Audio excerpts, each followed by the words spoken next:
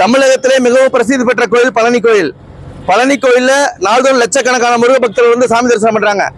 சாமி தரிசனம் பண்ணி முடிச்சோடனே எல்லாத்துக்கும் பிரசாதமா இந்த பஞ்சாமிரத்தை வாங்குறதுல ரொம்ப ஆர்வம் காட்டுவாங்க. இந்த பஞ்சாமிரதமானது பழனி ஆண்டவருடைய பிரசாதமா கருதி எல்லாரும் மனமுவந்து இந்த பிரசாதத்தை வாங்கிட்டு போவாங்க. கடந்த 15 நாளுக்கு முன்னாடி தைப்பூச திருவிழா பழனி கோயில நிறைவேற்றுச்சு. அப்ப பக்தர்களுக்காக போடப்பட்ட பிரசாதம் அது.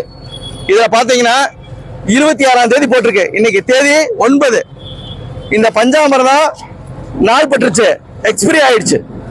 26ஆம் தேதி டேட் போட்டு இந்த பஞ்சாமிரத ஸ்டால்ல பஞ்சாமிரதம் விற்பனை பண்ணிட்டு இருக்காங்க தேவஸ்தான நிர்வாகம். இது ஒரு ஸ்டால் மட்டும்தான். இது மாதிரி பழனி மலை கோயில்ல 52,000 டப்பா இருக்கு. இதே மாதிரி 26, 27 தேதி போட்ட பஞ்சாமிரத டப்பா.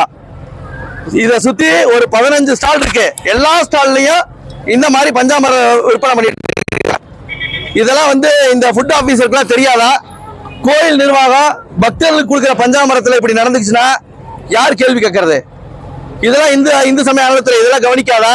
இதுக்கு எதுக்கு ஒரு துறை, ஒரு கமிஷனர், ஒரு ஈஓ? இதெல்லாம் எதற்கு?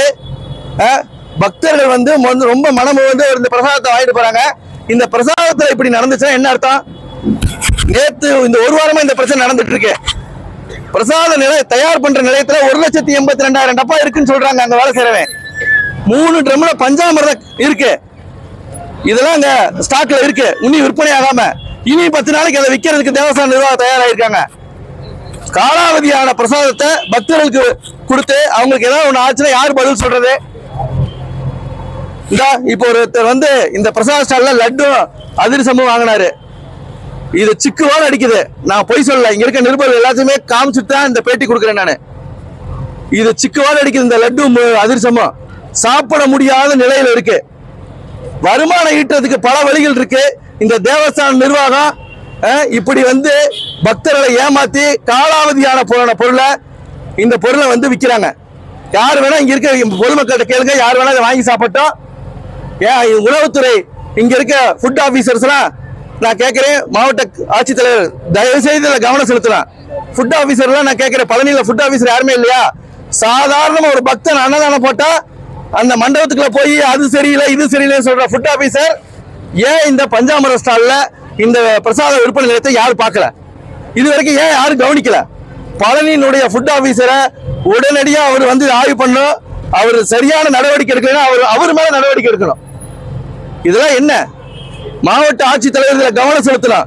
தேவஸ்தான நிர்வாகம் வந்து தன்னிச்சை அதிகாரத்தில் பயன்படுத்தி பக்தர்களுக்கு இப்படி தேவையில்லாத மோசமான உடலுக்கு கேடு விளைவிக்கக்கூடிய காலாவதியாகி போன, நான் பொய் சொல்ல, இங்க பாருங்க 26ஆம் தேதி, இது 26ஆம் தேதி எக்ஸ்பிரி டேட் போட்டிருக்கானா? இது எப்ப தயாரிச்சது? நான் கேட்கிறேன்.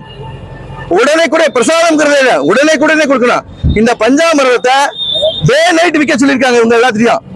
கோயில் சாத்தினதுக்கு அப்புறம் பிரசாதம் விற்பனை ஆகிறது பழனி கோயில்ல மட்டும்தான். நைட்டு கோயில் சாத்தினதுக்கு அப்புறம் பிரசாதம் விற்கிறாங்கன்னா அது பழனி கோயில்ல மட்டும்தான். இதை அழிச்சிடணும் அப்படின்னு.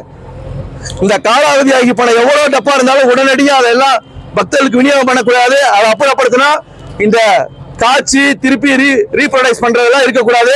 அந்த மாதிரி ஒரு தகவல் வந்துட்டு இருக்கு. அப்படி வந்தா மிகப்பெரிய போராட்டத்தை தழுவோம். இந்த பாருங்க, லட்டு அதிரசத்துல எங்க டேட் இருக்கு? சாதாரண ஒரு கடையில போய் எக்ஸ்பிரி டேட் இருக்கா, அது இருக்கா, இது இருக்கான்னு ஃபுட் ஆபீஸ் கேக்குறீங்களா? இதுல இருக்கா? எங்க இருக்கு? இத மோந்து பார்த்தா சிக்கு வாட 15 நாள் ஆயிருக்கு இதை செஞ்சு. நான் பொய் சொல்ல. இந்த லட்டை பாருங்க, பூசணம் பூத்து.